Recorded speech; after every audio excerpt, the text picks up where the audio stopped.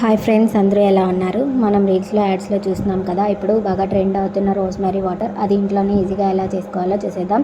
దీనికోసం ఒక three ingredients కావాలి. అవి ఏంటంటే ఆర్ఓ వాటర్ లేదా డిఎం వాటర్. నేనైతే దీనికోసం డిఎం వాటర్ యూస్ చేస్తున్నాను. ఇంకోటి రోజ్మెరీ లీవ్స్, ఫ్రెష్ కానీ డ్రైడ్ కానీ తీసుకోవచ్చు.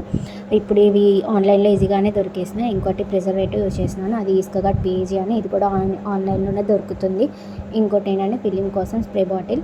ఇప్పుడు ప్రాసెస్ చూసేద్దాం. 200 ml వాటర్లో 10 grams రోజ్మెరీ లీవ్స్ తీసుకొని అది 5 minutes బాయిల్ చేయాలి. బాయిల్ అయిన తర్వాత పక్కన పెట్టేసి కూల్ అయిన తర్వాత ఆ వాటర్ని స్ట్రెయిన్ చేసుకోవాలి. స్ట్రెయిన్ చేసుకున్న తర్వాత దాంట్లో 1 ml దాకా మనం ప్రిజర్వేటివ్ యాడ్ చేసుకోవాలి. చేసుకున్న తర్వాత బాటిల్లో ఫిల్ చేసుకోవడమే.